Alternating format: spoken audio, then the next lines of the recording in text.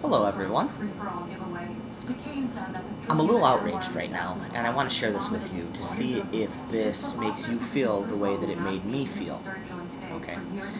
I'm an American, born in the great country of the United States of America, in the wonderful state of New York.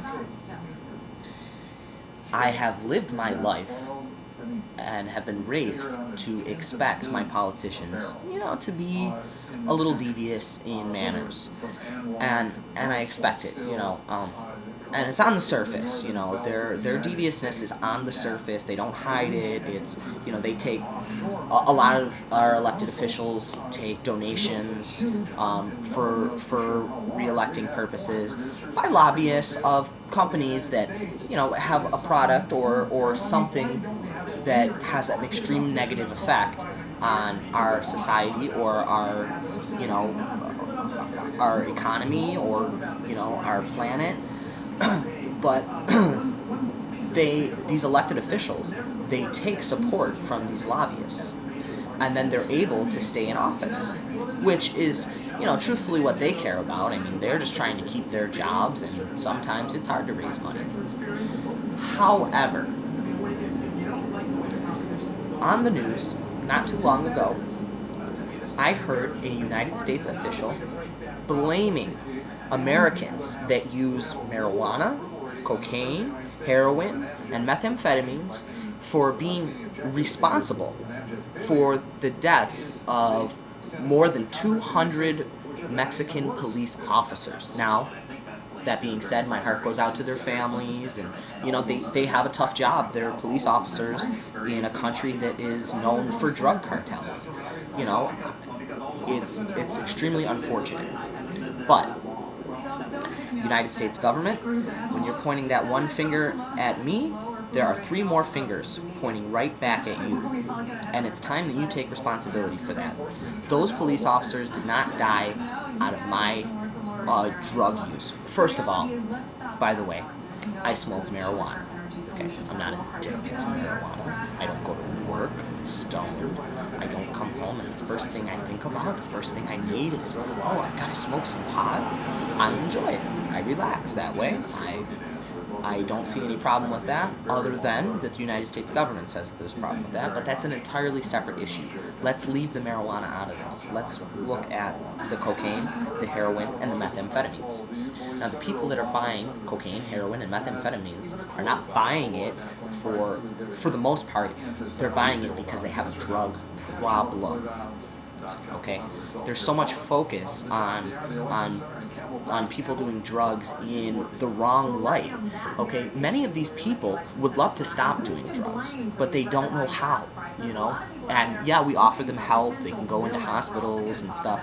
But the truth is that a lot of these people are going to use drugs for the rest of their life because they'll never have the willpower, determination, or help that they need to get off these drugs. And quite frankly, that's sad. That's terrible. In the United States of America, where we leave a lot of our people hung out to dry with their own fucking problems, and I really don't understand that. But that aside as well, they're blaming people that have a drug problem for the murders of police officers. Number 1. Number 2, how do these drugs get into the United States of America? It was about almost 7 years ago now, when a few terrorists, attacked the United States of America, and George Bush, first of all, acted like an asshole at the beginning of that whole situation. But that aside, says, we're closing down the borders. We're not allowing these kind of things to happen again in the United States. We're going to restrict the entry of people and bombs, and nothing's going to happen to the U.S. We're going to take care of it. Okay.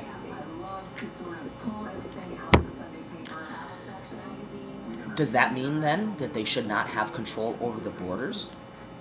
How are these drugs getting into the United States?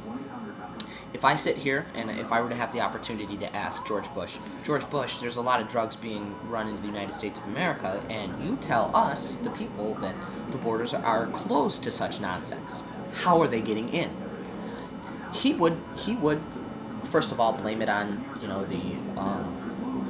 the person in charge of immigration and border control, who would then blame it on the employees, for, oh, the employees are incompetent and they're not doing their jobs, to which I agree. But the problem with that is, as a person's boss, you have your own responsibilities, and then you also have to monitor the responsibilities of those who work underneath you. That is the principal reason why you make more money, because you have more work and you're responsible for more things. So what I'm asking is for the United States government, this is basically addressed to you in a way, to stop blaming, stop pointing fingers to people that aren't responsible for these problems. I'm not sitting here pointing my finger at the United States government saying, I can't believe you're responsible for this. By you doing that, you're supporting the deaths of police officers. You're in effect, by our law, the way that the law is written, you're in effect committing murder. No, I'm just asking the United States government to stop with the blaming, start taking responsibility for your actions, leave the American people out of it. We have a terrible reputation around the world because of our government. And the thing is that we did elect these officials. We put them in the position to have control over our lives, to have control over the way people view us. And so therefore, in that regard, we need to take responsibility. And we are taking responsibility. We're going to give an opportunity to a Democratic liberal to take office. Barack Obama, I'm telling you, is a young person who will relate to problems of modern day America, not some old geezer that is disconnected from the world. I've heard my girlfriend's mother, I'll quote her, well, Steve, as you get older and older and older, you get more conservative and conservative and conservative. The problem with that is, while you may be getting older and you and your viewpoints are getting more conservative, the world is not more conservative. It's not a more conservative place to be. It's not any safer than it was 20, 30, or 40 years ago. There's problems everywhere, all the time. We do not need somebody who wants a laissez-faire viewpoint on the government, on our lifestyle, on what they're responsible as far as we're concerned. We need somebody who's going to take charge and who's going to be responsible and who's going to have the viewpoint that I have and that my neighbors have and the people that I work with have. I feel better. Thank you for listening.